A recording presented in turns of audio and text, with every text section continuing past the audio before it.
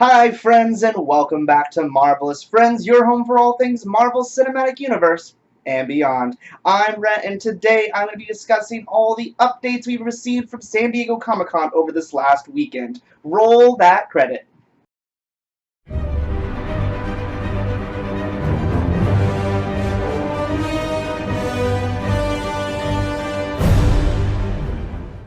Over the weekend was San Diego Comic-Con, the biggest nerd event of the year, and Marvel returned with some big announcements regarding Phase 4 after taking a year off the year previous, which of course last year Endgame was kind of being built up and the suspense around it, so it's no surprise they took a little bit of a break to kind of let that simmer. This year though, they came back with a force with a lot of information on us, and so I'm going to be kind of breaking that down and giving it all to you the best I can.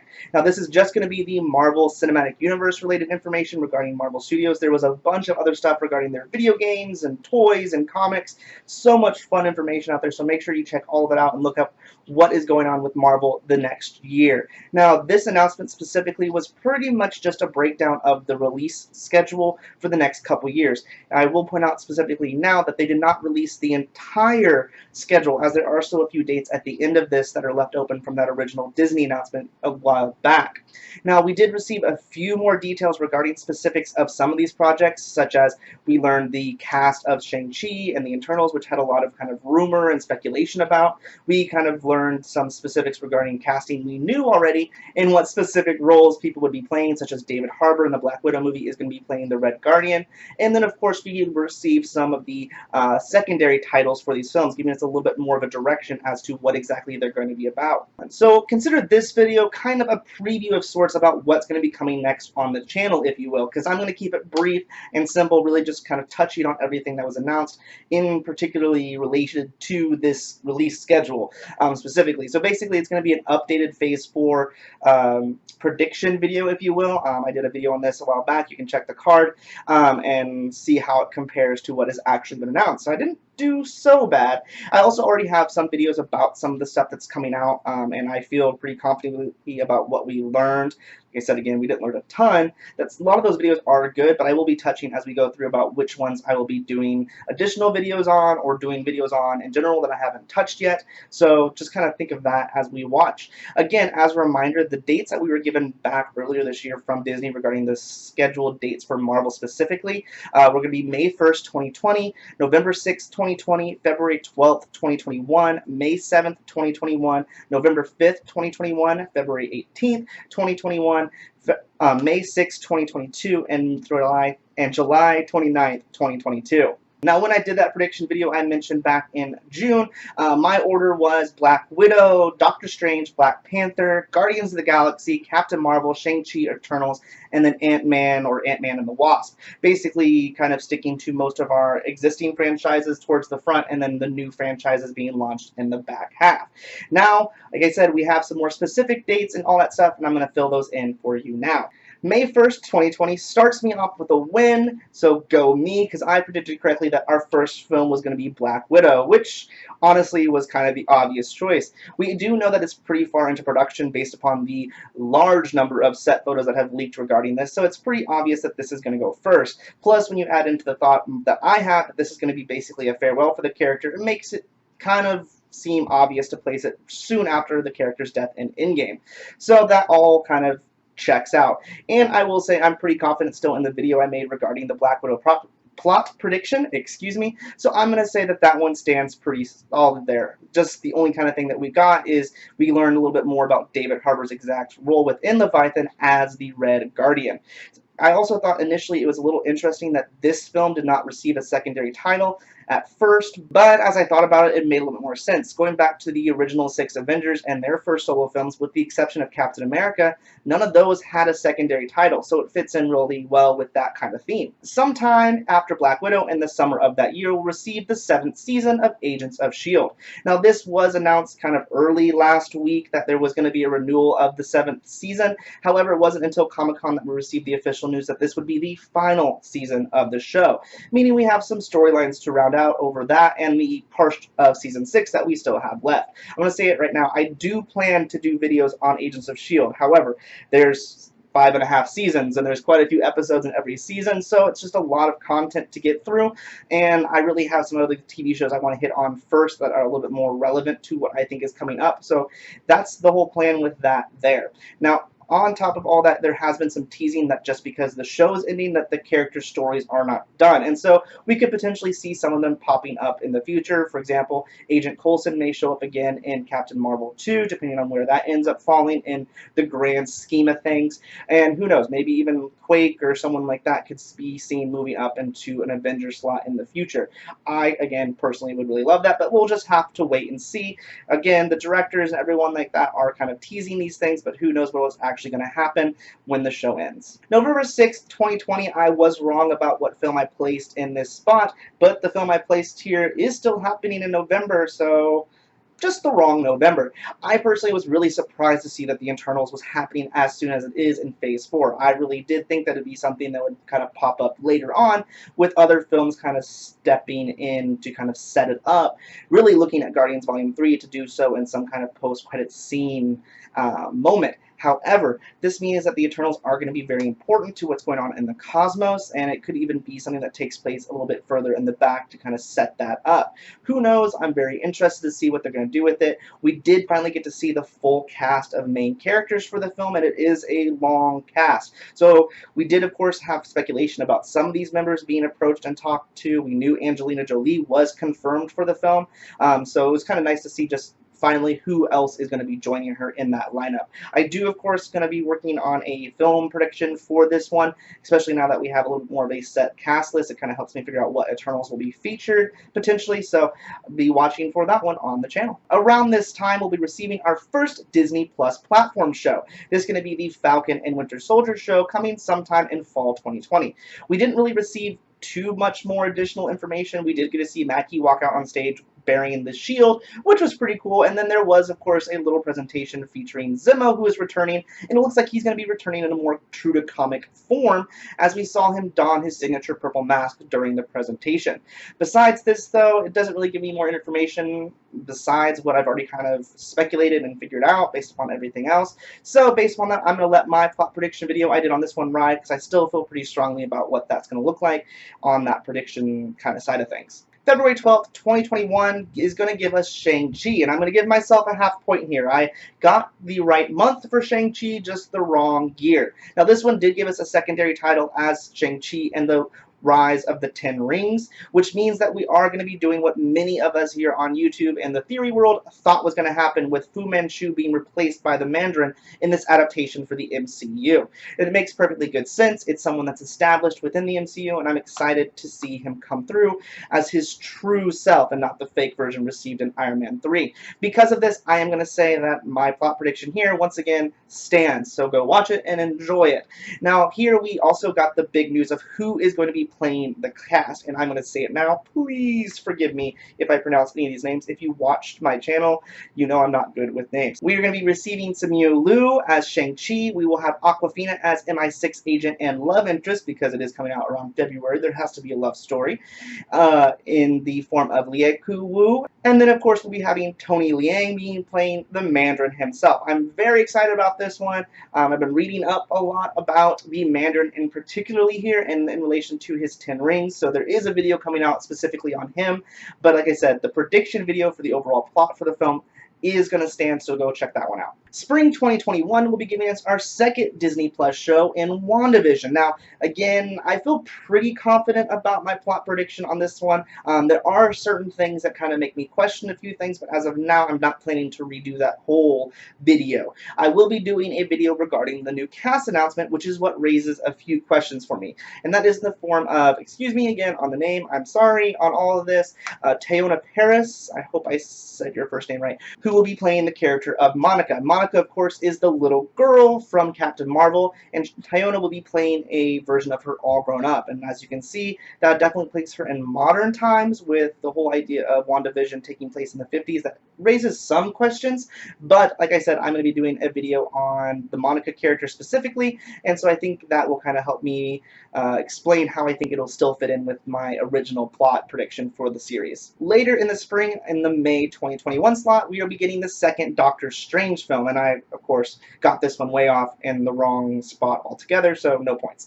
Now, there has already been quite a few rumors regarding this film and what it's going to look like, so I've already have a plot prediction kind of in the works, though it's kind of one of the ones lower on my list, but I am getting to it, and it will be coming at some point. So the big interesting thing about this is that we learned that Wanda will be in this film played by Olsen, so she will somehow be involved, which will be really interesting, especially considering that this film will come right after the WandaVision storyline, if we're kind of basing this based on how everything was laid out on their timeline during the presentation. So it kind of went up and down. I have the image somewhere in this video, and I will of course have it on my Instagram, so go check it out on there regarding the actual order of everything, and so that's where I'm placing the TV shows and everything based upon that. So that's really something interesting to think about on how this will kind of relate to each other between those two franchises. Now, I will say also, one very interesting thing came from the director, Scott Dickerson, who said that he's exploring kind of a darker storyline here and being very inspired by gothic horror. So that'll be something very different from what we've seen from the rest of our MCU storytelling, that taking a little bit of a darker turn, which is really interesting.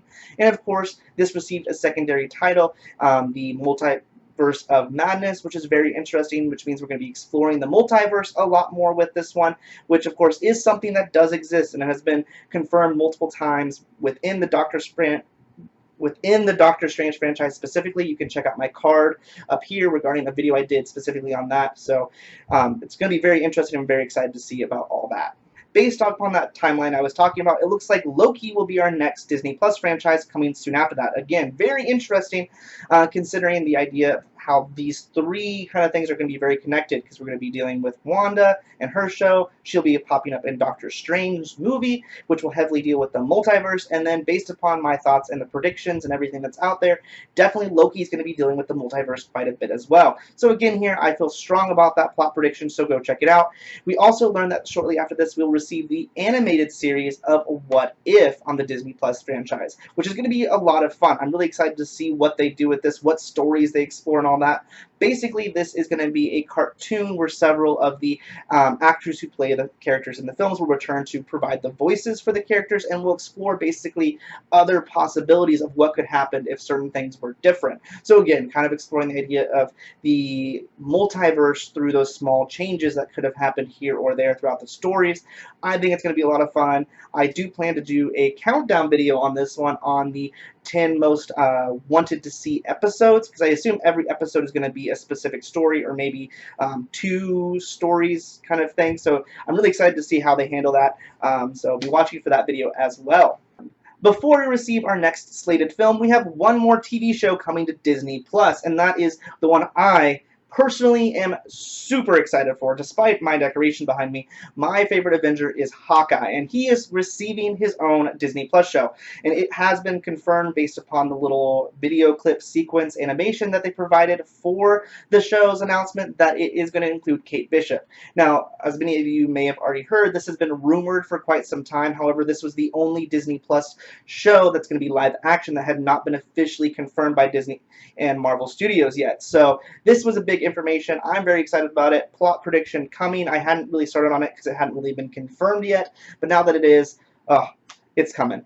Our most recently confirmed film for Phase 4 came just the week before San Diego Comic-Con actually started, and it blew up the internet, and that was the fact that we are receiving a Thor 4. Now, this gave us an official title for the film, being Thor: Love and Thunder, and we received that it will be filling that November 2021 slot date in the schedule. Now, this comes as very interesting again for me, as I would have pegged this to happen later. Even when we made that initial announcement, I figured it'd be later. I was hoping we'd see Thor again in this phase, as he did leave with the Guardians of the Galaxy. And so again, I figured that film would have happened first, and then seeing Thor break off to potentially do his own thing afterwards. So I'm just kind of confused on how all this is happening chronologically within the ideas of the Cosmos stories, so we'll see what happens. Now, this confirms, of course, Chris Hemsworth is back. We had heard that he had extended his contract with that whole announcement that Thor 4 was going to be happening. We also know that Tessa Thompson is returning to fill the role of Valkyrie. But the biggest announcement is that Natalie Portman is coming back to play Jane Foster, which is just mind-blowing, because Natalie has really kind of made it seem like she is done and over with this whole Marvel thing. There's a lot of speculation there. I might do a video on everything that's happened regarding Natalie and Marvel. I think that'd be very interesting, so check back for that video at some point.